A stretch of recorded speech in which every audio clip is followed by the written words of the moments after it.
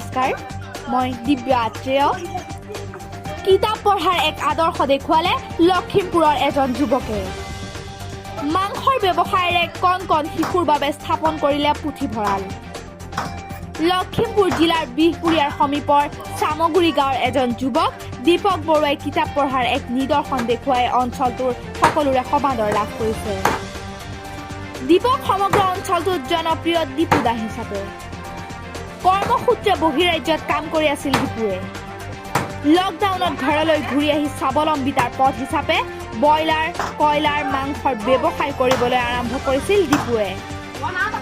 প্ৰথম অৱস্থাত কম পৰিমাণৰ মাংসৰে ব্যৱসায় আৰম্ভ কৰিছিল যদিও এতিয়া দীপকে বিহপুৰীয়া নাৰায়ণপুৰ ধলপুৰ ভোগপুৰ শিমলুগুৰিকে ধৰি এক বৃহৎ অঞ্চলত তুলনামূলকভাৱে কম দামত মাংস যোগান ধৰি আহিছে আৰু নিজকে এক স্বাৱলম্বিতাৰ পথ হিচাপে বাছি লৈছে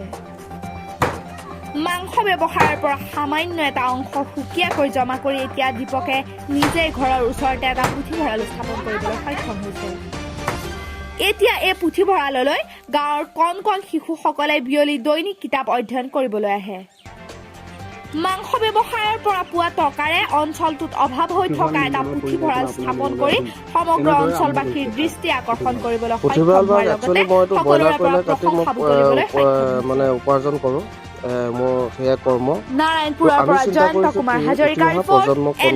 সকলক আমি নৈতিকতা জাগৰণ সৃষ্টি কৰিবৰ কাৰণে বা শিক্ষামূলক দিশ দেখুৱাবৰ কাৰণে আমি চিন্তা কৰিলোঁ যে পুথিভঁৰাল বা কিতাপৰ মানে কিতাপ পঢ়াটো এটা বহুত ইম্পৰ্টেণ্ট হৈ পৰিছে বহুত উপযোগী হৈ পৰিছে বৰ্তমান সময়ত যিহেতু আমি সামাজিক মাধ্যম বা অন্যান্য বাতৰি কাকতত আমি দেখা পাওঁ ধৰ্ষণ হত্যাকাণ্ড ইত্যাদি যান্ত্ৰিকতাৰ যুগত মোবাইলৰ প্ৰতি যিটো আসক্ত হৈছে কণ কণ শিশুসকল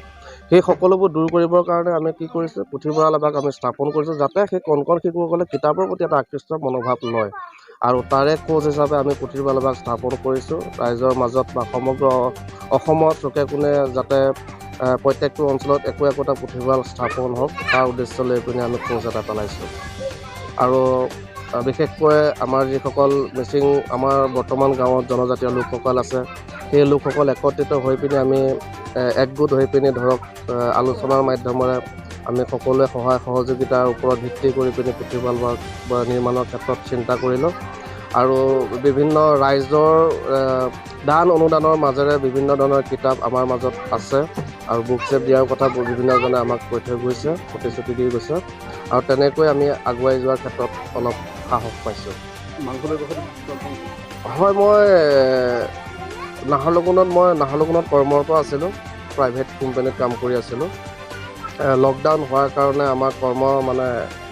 কৰ্মহীন হৈ পৰিলোঁ তো ঘৰত আহি পিনি মই চিন্তা কৰিলোঁ নহয়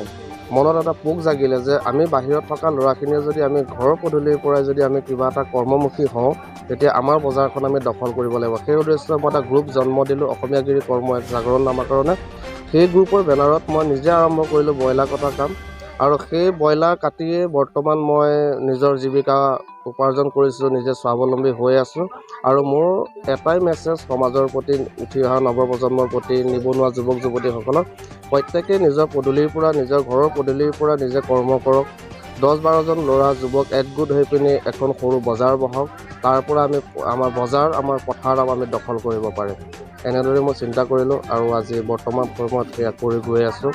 আৰু ভৱিষ্যত দিনত চাগে আৰু নতুন কিবা কৰাৰ হেঁপাহটো বহুত আছে সম্ভৱ আৰ্থিক টনাটনৰ কাৰণেও কৰিব নোৱাৰা কিছুমান সপোন থাকি যায় তথাপি যিমান পাৰোঁ চেষ্টা কৰি যাম